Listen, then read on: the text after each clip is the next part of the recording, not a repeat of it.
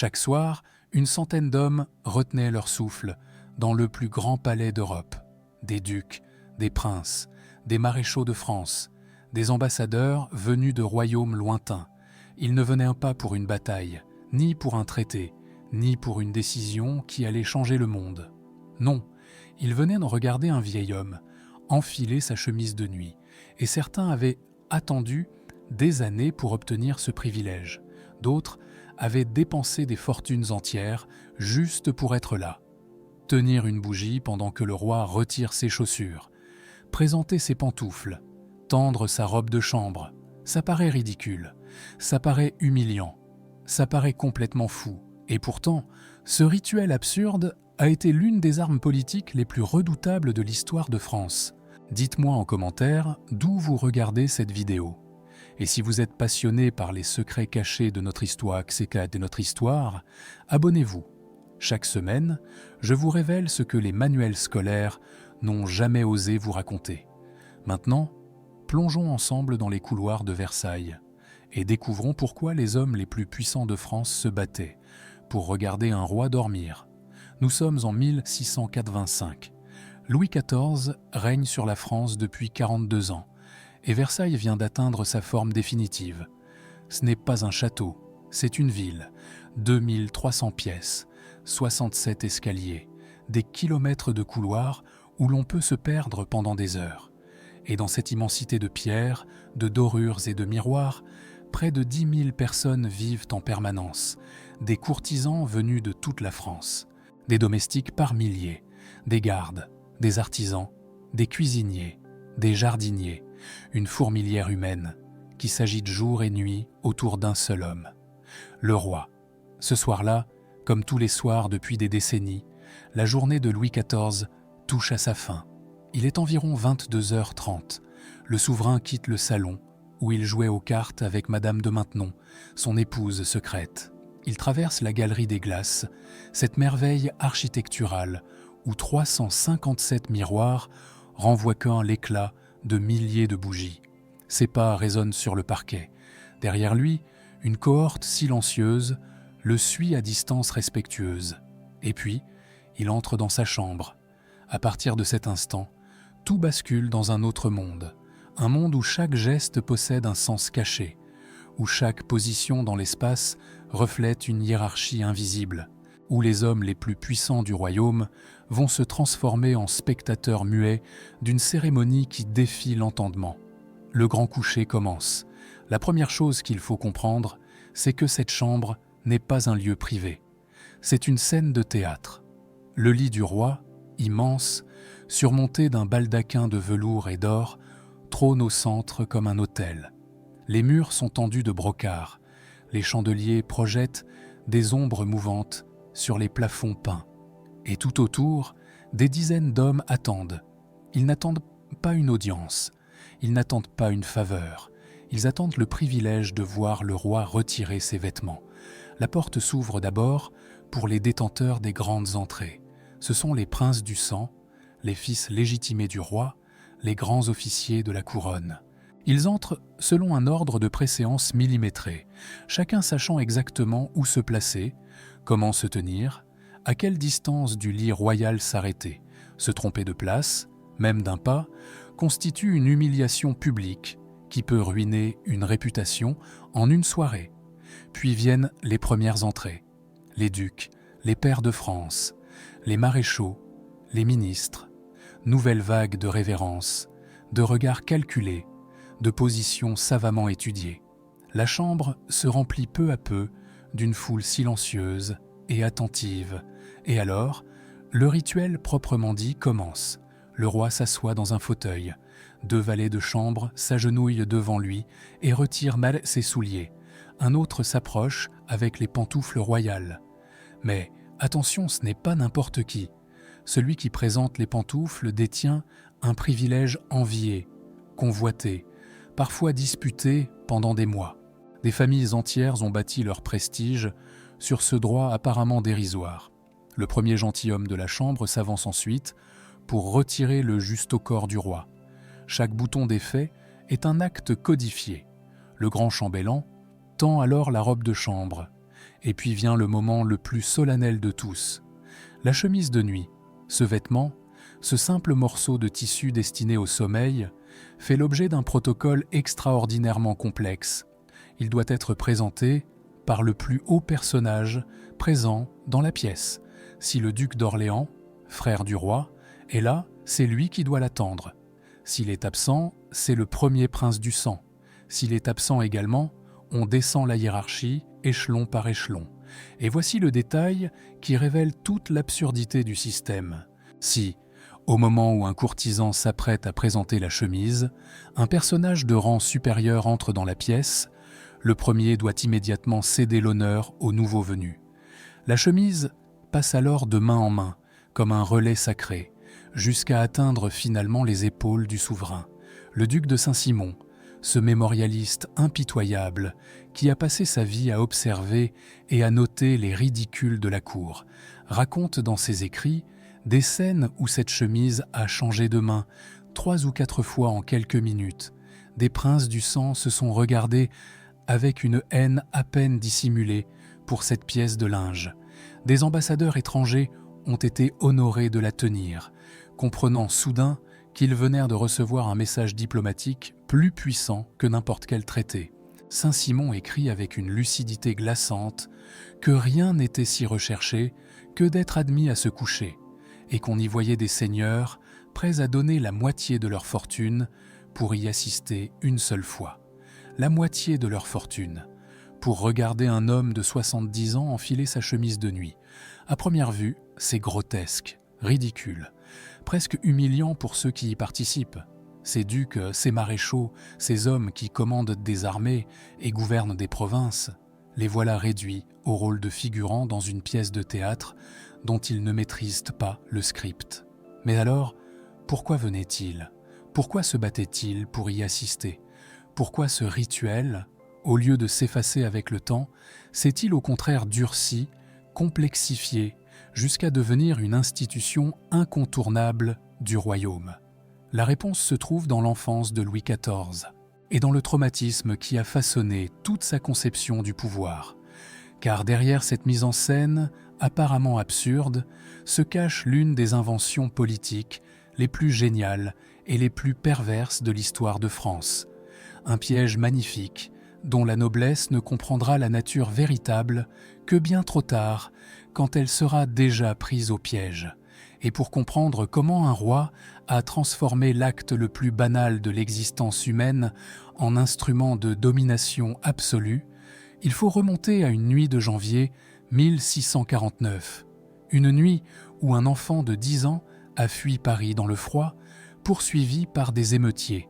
Cette nuit-là, Louis XIV n'a rien oublié, et la France entière allait en payer le prix. Pour comprendre pourquoi Louis XIV a inventé ce rituel extraordinaire, il faut remonter à son enfance, et à la blessure qui ne s'est jamais refermée. Janvier 1649, Louis a 10 ans. Son père est mort depuis 6 ans déjà, et c'est sa mère, Anne d'Autriche, qui assure la régence avec l'aide du cardinal Mazarin. Mais la France est en pleine révolte. Les grands seigneurs du royaume, les princes du sang, les parlementaires de Paris, tous se sont ligués contre le pouvoir royal. Cette révolte porte un nom qui résonne encore aujourd'hui comme une menace. La Fronde. Cette nuit-là, la foule parisienne gronde aux portes du palais royal. Les émeutiers veulent voir le jeune roi, s'assurer qu'il n'a pas fui la capitale. Anne d'Autriche, terrifiée, fait ouvrir les portes de la chambre royale. Des hommes en armes entrent, torches à la main, et s'approchent du lit où l'enfant fait semblant de dormir. Ils le regardent longuement, vérifient qu'il est bien là, puis ressortent en silence. Louis n'a pas bougé. Il a gardé les yeux fermés, le souffle régulier, le corps immobile. Mais son cœur battait si fort qu'il était certain que tout le monde pouvait l'entendre. Quelques jours plus tard, la situation empire. Au cœur de la nuit, on réveille le jeune roi en catastrophe. Il faut fuir, maintenant, sans attendre. Anne d'Autriche, Mazarin et l'enfant quittent Paris par une porte dérobée, dans le froid glacial de janvier, poursuivis par les rumeurs et la menace d'être rattrapé par les rebelles. Cette fuite humiliante durera des mois. Le roi de France, errant de château en château, dépendant de la loyauté incertaine de quelques fidèles, tandis que les grands seigneurs du royaume se déchirent le pouvoir. Louis n'oubliera jamais cette nuit, jamais cette humiliation, jamais cette peur. Et quand il prendra enfin le pouvoir en main, à la mort de Mazarin en 1661, une conviction sera ancrée au plus profond de lui. La noblesse française est dangereuse. Laissée à elle-même, elle conspire, elle se rebelle, elle menace le trône. Ses ducs et ses princes possèdent des armées, des terres immenses, des fortunes colossales. Ils peuvent lever des troupes en quelques semaines, négocier secrètement avec les puissances étrangères, défier ouvertement l'autorité royale. Comment neutraliser cette menace sans déclencher une nouvelle guerre civile? Comment briser la puissance de ces grands seigneurs sans les affronter directement? La réponse de Louis XIV est d'une intelligence diabolique. Au lieu de combattre la noblesse, il va l'attirer à lui. Au lieu de la surveiller de loin, il va la regarder de près. Chaque jour, chaque heure, chaque minute, il va créer un lieu où tous les grands du royaume viendront volontairement se placer sous son regard. Un lieu si magnifique, si éblouissant, si désirable que personne ne pourra résister à l'envie d'y vivre. Ce lieu, c'est Versailles. Et le rituel du coucher en est la clé de voûte. Comprenez bien le mécanisme. En transformant chaque geste de sa vie quotidienne en honneur distribué, Louis XIV crée une économie parallèle du prestige. Les courtisans ne se battent plus pour des terres ou des commandements militaires. Ils se battent pour des symboles. Tenir la chemise du roi, présenter ses pantoufles, tenir le bougeoir pendant qu'il se déshabille. Ces privilèges apparemment dérisoires deviennent les monnaies d'échange les plus précieuses du royaume. Et pour obtenir ces privilèges, il faut être présent, toujours présent. Un noble absent de Versailles est un noble oublié. Saint-Simon rapporte une phrase terrible que le roi prononçait parfois, laissant tomber ces mots comme une sentence de mort sociale. « C'est un homme que je ne vois jamais ». Ces quelques mots suffisaient à briser une carrière, à ruiner une famille, à fermer toutes les portes du pouvoir pour des générations. Alors les nobles viennent, ils s'installent à Versailles, ils abandonnent leurs châteaux, leurs terres, leurs provinces, ils laissent leur domaine aux mains d'intendants, souvent incompétents ou malhonnêtes, et ils passent leur journée à attendre. Attendre le lever du roi, attendre le dîner du roi, attendre le coucher du roi, attendre un regard, un mot, une faveur. Mais vivre à Versailles coûte une fortune. Les appartements sont minuscules, mal chauffés, souvent sans commodité, et pourtant, leur entretien engloutit des sommes considérables. Les toilettes exigées par l'étiquette, ces habits brodés d'or et d'argent, ces perruques renouvelées chaque saison, ces bijoux qu'il faut assortir à chaque occasion, dévorent des revenus entiers. Et puis, il y a les jeux. Le roi aime voir ses courtisans jouer gros aux cartes. Refuser de jouer, c'est s'exclure. Jouer, c'est souvent se ruiner. En quelques décennies, les plus grandes familles de France, celles qui possédaient des provinces entières sous Henri IV, se retrouvent criblées de dettes. Leurs terres sont hypothéquées, leurs châteaux tombent en ruine, et elles deviennent dépendantes des pensions royales pour survivre. Un noble ruiné ne fait pas la révolution. Louis XIV le savait parfaitement, et pendant que ses ducs et ses princes passent leur soirée à regarder le roi enfiler ses pantoufles, ils ne font pas autre chose. Ils ne gouvernent pas leur domaine. Ils n'entretiennent pas leur réseau dans les provinces. Ils ne complotent pas dans l'ombre. Ils regardent, ils attendent, ils espèrent. Saint-Simon résume le système avec une lucidité qui fait froid dans le dos. Le roi regardait à droite et à gauche, à son lever, à son coucher, à ses repas, en passant dans les appartements, dans ses jardins de Versailles. Il voyait et remarquait tout le monde. Aucun ne lui échappait. Aucun ne lui échappait. Voilà la vérité cachée derrière le rituel du coucher. Ce que les manuels d'histoire appellent pudiquement l'étiquette de Versailles n'était pas une fantaisie de monarque vaniteux. C'était une prison dorée, une cage magnifique où les plus puissants seigneurs de France venaient chaque soir se soumettre volontairement. Et le plus extraordinaire, c'est qu'ils en redemandaient. Parce que cette prison était si belle, si brillante, si enivrante, qu'ils préféraient y être enfermés plutôt que d'en être exclus. Louis XIV avait réussi l'impossible. Il avait transformé la servitude en privilège. Maintenant que nous comprenons la logique politique derrière cette mise en scène, plongeons dans le détail de ce qui se passait réellement chaque soir dans la chambre du roi, car c'est dans les détails que l'absurdité atteint son paroxysme. 22h30. Le roi quitte les appartements, où il a passé la soirée. Un huissier annonce d'une voix forte que le roi se retire. C'est le signal. Dans tout le palais, ceux qui ont le privilège d'assister au coucher se mettent immédiatement en mouvement. Certains attendaient ce moment depuis des heures, postés dans les antichambres, guettant l'annonce. D'autres abandonnent précipitamment une partie de cartes ou une conversation. Tous convergent vers la chambre royale, avec une hâte à peine dissimulée sous les apparences de la dignité. 22h45. La porte de la chambre s'ouvre pour les détenteurs des grandes entrées.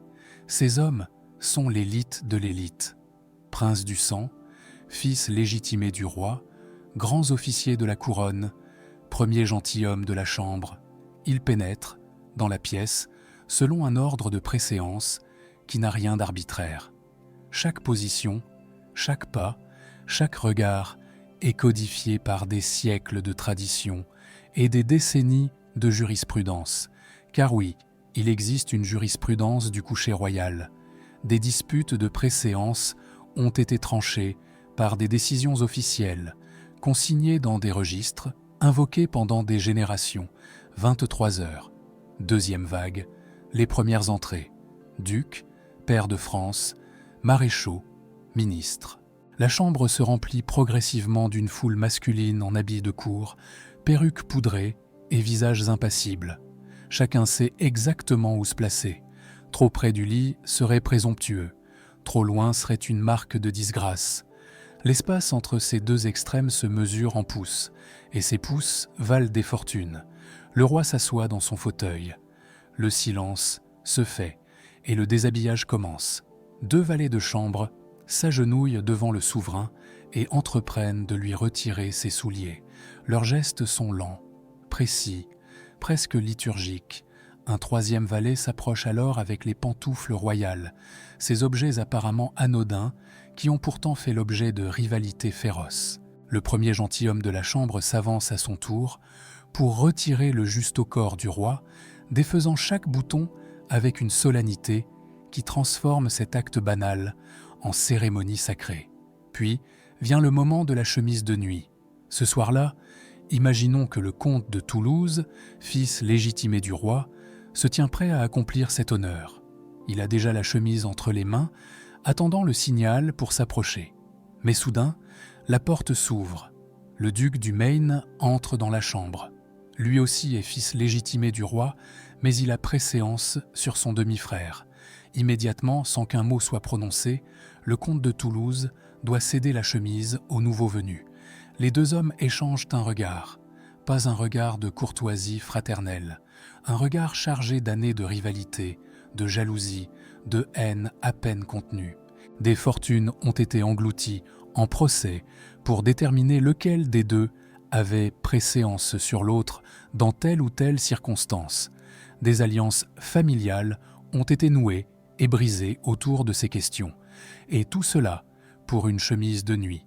Le roi, pendant ce temps, reste parfaitement immobile dans son fauteuil. Son visage ne trahit aucune émotion. Il ne regarde ni l'un ni l'autre de ses fils. Il attend, comme s'il était parfaitement étranger à cette scène qui se joue devant lui. Mais, en réalité, il voit tout. Il note tout. Il n'oublie rien.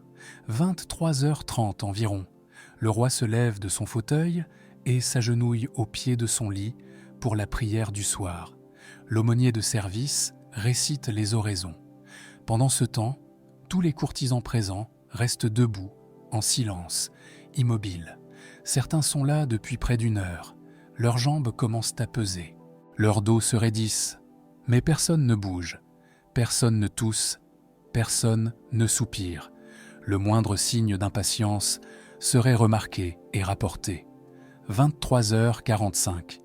La prière terminée, les détenteurs des grandes entrées se retirent. C'est maintenant le petit coucher, réservé à un cercle encore plus restreint d'intimes. Le premier médecin du roi est parfois présent, ainsi que le premier valet de chambre. C'est le moment où Louis XIV, s'il le souhaite, peut échanger quelques mots plus personnels. Mais même ces échanges restent codifiés, surveillés, pesés. Aux alentours de minuit, le roi entre enfin dans son lit. Le premier valet de chambre tire les rideaux du baldaquin. Les derniers présents sortent de la chambre à reculons, car il est absolument interdit de tourner le dos au souverain. Ils reculent ainsi jusqu'à la porte, s'inclinent une dernière fois et disparaissent dans les couloirs du palais. Mais le roi n'est pas vraiment seul. Derrière un paravent, dans un coin de la chambre, un valet de chambre s'installe sur un petit lit de camp. Il passera la nuit là, prêt à répondre au moindre appel du souverain. Et dans l'antichambre, des gardes veillent jusqu'au matin. Des dizaines de personnes dorment dans les couloirs, les galeries, les escaliers du palais. Certains parce qu'ils n'ont tout simplement pas de logement à Versailles malgré leur rang. D'autres parce qu'ils espèrent croiser le roi le lendemain matin au lever, et qu'être présent tôt augmente les chances d'être remarqué. Louis XIV n'a donc jamais connu la solitude. Pas une seule nuit en 50 ans de règne à Versailles. Toujours entouré, toujours observé, toujours en représentation. Et ce rituel se répétait chaque soir, sans exception, été comme hiver. Que le roi soit en bonne santé ou souffrant, que la France soit en paix ou en guerre, que le souverain ait envie de dormir ou qu'il tombe de fatigue. Le rituel ne s'arrêtait jamais, parce que l'arrêter, même une seule fois, aurait été admettre que le roi était un homme comme les autres, qu'il pouvait être fatigué, malade, triste, découragé, et cette faiblesse, Louis XIV ne pouvait pas se la permettre. Alors, il continuait, soir après soir, année après année, décennie après décennie, jusqu'à ce que la mort elle-même vienne frapper à la porte de la chambre royale. Ce système si parfaitement huilé avait un prix, et ce prix, tout le monde le payait. Les courtisans, bien sûr, mais aussi le royaume tout entier, et même le roi lui-même. Commençons par ceux qui semblaient pourtant si désireux de participer à cette comédie nocturne. Les grands seigneurs de France, ces ducs, ces princes, ces maréchaux qui se bousculaient chaque soir pour assister au coucher royal, ne réalisaient pas qu'ils couraient à eau à leur propre ruine, ou peut-être le réalisaient-ils, mais ne pouvaient plus s'arrêter. Vivre à Versailles coûtait des sommes astronomiques. Un appartement dans le château, même minuscule, même mal situé, même glacial en hiver et étouffant en été, exigeait un entretien permanent. Il fallait le meubler selon les standards de la cour, renouveler les tentures, remplacer les chandeliers, payer les domestiques. Et puis, il y avait les vêtements. L'étiquette imposait des tenues différentes selon les occasions, les saisons, les cérémonies. Un courtisan ne pouvait pas porter le même habit 2 semaines de suite, sans risquer le ridicule. Les broderies d'or et d'argent, les dentelles importées de Venise, les soieries venues de Lyon, les perruques poudrées qu'il fallait remplacer régulièrement, tout cela dévorait des fortunes. Et comme si cela ne suffisait pas, il y avait le jeu. Louis XIV adorait voir ses courtisans jouer aux cartes pour de grosses sommes. C'était un spectacle qui l'amusait. Et refuser de jouer, c'était se marginaliser, c'était montrer qu'on n'avait pas les moyens, c'était avouer sa faiblesse devant toute la cour. Alors les nobles jouaient, ils jouaient et ils perdaient. Ils hypothéquaient leurs terres pour continuer à jouer. Ils empruntaient à des taux usuraires pour rester dans la partie. Certains se sont littéralement ruinés en une seule nuit de jeu à Versailles. À la mort de Louis XIV, en 1715, la noblesse française était financièrement exsangue. Des familles, qui possédaient des provinces entières sous Henri IV, ne possédaient plus que des titres, des dettes et des souvenirs de grandeur passée. Le piège avait fonctionné au-delà de toute espérance. Mais le royaume aussi payait le prix de ce système. Car pendant que les ducs et les princes passaient leur soirée à regarder le roi enfiler ses pantoufles qui gouvernaient les provinces, qui rendait la justice dans les campagnes, qui entretenait les routes, les ponts, les canaux, qui s'assurait que les paysans ne mouraient pas de faim. Personne, ou presque personne. Le système de Versailles avait créé une noblesse déracinée, des seigneurs qui ne connaissaient plus leurs terres, des propriétaires qui n'avaient jamais vu leur domaine, des maîtres absents qui laissaient leurs intendants pressurer les paysans sans aucun contrôle. Cette déconnexion entre la noblesse et le pays réel allait s'aggraver pendant tout le XVIIIe siècle, et quand la Révolution éclatera, 74 ans après la mort du roi Soleil, beaucoup de nobles ne comprendront même pas ce qui leur arrive. Ils n'auront jamais connu d'autre vie que celle du palais. Ils n'auront jamais imaginé que le monde extérieur puisse un jour venir frapper à leur porte. Et Louis XIV, lui-même, dans tout cela, était-il le maître absolu de ce système, ou en était-il aussi le prisonnier? La réponse est troublante. Le roi n'avait aucune intimité. Jamais. Il mangeait en public lors du grand couvert, où des dizaines de personnes le regardaient porter chaque bouchée à sa bouche. Il se levait en public lors du grand lever. Il se couchait en public lors du grand coucher. Il recevait ses traitements médicaux en public, y compris les plus humiliants. En 1686, Louis XIV souffrait d'une fistule anale qui le faisait atrocement souffrir. L'opération chirurgicale, extrêmement risquée pour l'époque, fut pratiquée dans sa chambre, devant plusieurs témoins de haut rang. Le roi serra les dents pendant toute l'intervention, refusant de montrer sa douleur. Parce qu'un roi ne souffre pas comme un homme ordinaire. Saint-Simon note avec une ironie cruelle que le roi ne pouvait même pas être malade en secret. Chaque rhume était commenté dans les couloirs. Chaque indigestion devenait un sujet de conversation. Chaque signe de faiblesse était guetté, analysé, interprété. Et quand venait le chagrin, le vrai chagrin, celui qui broie le cœur et fait monter les larmes, le roi devait le vivre sous le regard des autres. En 1712, la mort frappa Versailles avec une cruauté inouïe. En quelques semaines, Louis XIV perdit son fils le grand dauphin, puis son petit-fils le duc de Bourgogne, qu'il adorait, puis l'épouse de celui-ci, puis leur fils aîné. 4 générations décimées par la rougeole et d'autres maladies. Le vieux roi de 74 ans vit mourir presque tous ses héritiers en quelques mois. La douleur était immense, insupportable. Un père, un grand-père, voyant disparaître ceux qui devaient lui succéder, ceux en qui il avait placé tous ses espoirs. Et pourtant, le soir même de la mort du duc de Bourgogne, le grand coucher eut lieu. Les courtisans entrèrent. Le bougeoir fut tendu. La chemise fut présentée. Le roi accomplit le rituel, le visage de marbre, sans laisser paraître aucune émotion. Ce n'est qu'après minuit, une fois les rideaux du lit tirés, une fois le dernier témoin sorti à reculons, qu'il put enfin laisser couler ses larmes. Était-ce du courage? Était-ce de l'orgueil? Était-ce de la folie?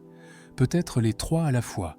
Louis XIV avait créé une machine parfaite, une machine qui contrôlait la noblesse, qui façonnait les comportements, qui imposait l'obéissance absolue à tout un royaume. Mais cette machine ne s'arrêtait jamais. Elle ne connaissait ni les deuils, ni les maladies, ni les faiblesses humaines. Et à la fin, on ne savait plus très bien qui était le maître et qui était l'esclave. Le roi avait passé sa vie à observer les autres, mais lui-même était observé en permanence. Il avait voulu contrôler la noblesse en la gardant sous son regard. Mais son propre regard à lui était prisonnier des milliers d'yeux qui ne le quittaient jamais. Et maintenant, en ce mois de septembre 1715, la mort venait réclamer son dû. le plus long règne de l'histoire de France touchait à sa fin, et le rituel du coucher allait connaître sa représentation ultime. Nous sommes au mois d'août 1715. Louis XIV se meurt. Depuis 3 semaines, la gangrène dévore sa jambe gauche. Tout a commencé par une petite douleur, presque insignifiante, que le roi a d'abord ignorée, puis la jambe a noirci. L'odeur de chair pourrie a commencé à envahir la chambre royale. Les médecins ont tout essayé, saignée, purge, élixir, cataplasme, prière. Rien n'y fait. La maladie progresse inexorablement, remontant vers le corps, dévorant les chairs jour après jour. Louis XIV a 76 ans. Il règne depuis 72 ans, dont 54 en maître absolu. Il a survécu à presque tous ceux qu'il a aimés. Sa femme Marie-Thérèse est morte depuis plus de 30 ans. Ses maîtresses ont disparu les unes après les autres. Ses enfants légitimes sont morts. Ses petits-enfants sont morts. Il ne reste plus qu'un arrière-petit-fils de 5 ans pour lui succéder. Un enfant fragile que tout le monde regarde avec inquiétude. Et pourtant, malgré la douleur, malgré la fièvre, malgré l'évidence de la fin qui approche, le rituel continue. Chaque soir, les courtisans entrent dans la chambre royale. Chaque soir, le bougeoir est tendu, la chemise est présentée, les révérences sont accomplies. Le roi doit maintenant être porté jusqu'à son fauteuil. Il ne peut plus marcher. Sa jambe n'est plus qu'une masse noirâtre et putréfiée que les médecins dissimulent sous des bandages. L'odeur dans la chambre est devenue si forte que certains courtisans doivent démêler se retenir de vomir. Mais personne ne dit rien, personne ne montre son dégoût. Le rituel s'accomplit comme si tout était normal. Louis XIV serre les dents. Il garde les yeux ouverts par pur effort de volonté. Quelques témoins rapporteront plus tard qu'on voyait parfois une larme couler sur sa joue, aussitôt essuyée d'un geste furtif. Mais le visage restait de marbre. Le roi ne se plaignait pas. Le roi n'abdiquait pas son rôle. Le 31 août, sentant sa fin proche, Louis XIV décide de faire ses adieux. Il réunit ses courtisans dans sa chambre pour une dernière audience. Sa voix est faible, mais claire, et les mots qu'il prononce ce jour-là ont été rapportés par plusieurs témoins, consignés dans les mémoires, transmis jusqu'à nous. Il commence par demander pardon. Lui, le roi Soleil, le monarque absolu, l'homme qui n'a jamais plié devant personne, demande pardon des mauvais exemples qu'il a donnés. Il remercie ses courtisans de la manière dont ils l'ont servi toutes ces années, et puis il se tourne vers le petit Louis XV, cet enfant de 5 ans qui va devenir roi de France. Ce qu'il lui dit alors est stupéfiant. Il l'appelle mignon, avec une tendresse inattendue chez cet homme si rigide, et il lui déconseille de l'imiter. « Ne m'imitez pas dans le goût que j'ai eu pour les bâtiments, lui dit-il.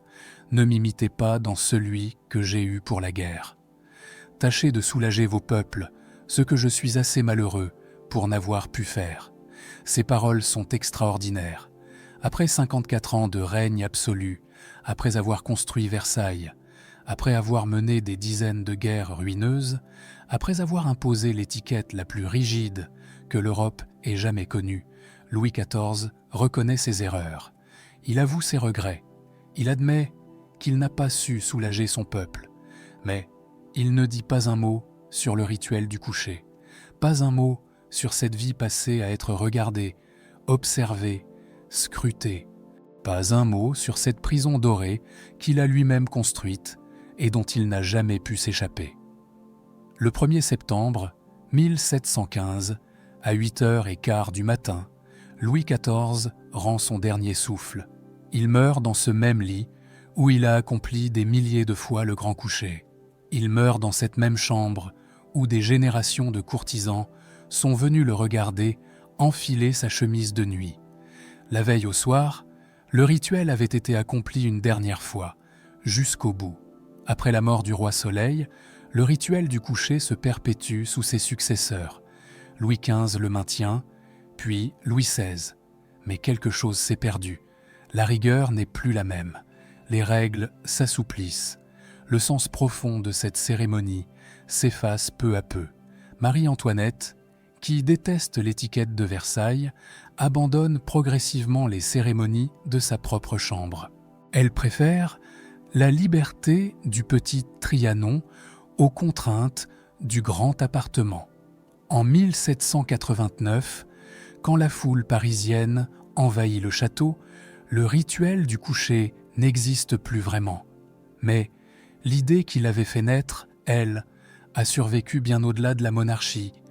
Aujourd'hui, 8 millions de visiteurs traversent chaque année les galeries de Versailles. Ils entrent dans la chambre du roi.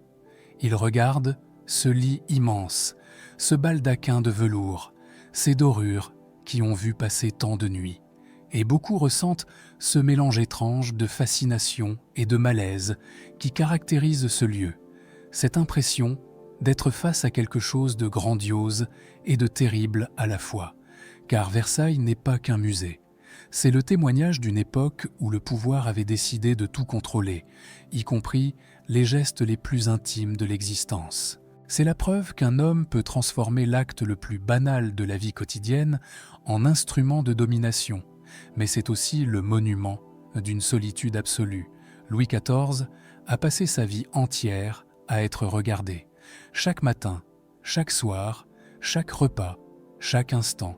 Et pourtant, au moment de mourir, qui le connaissait vraiment?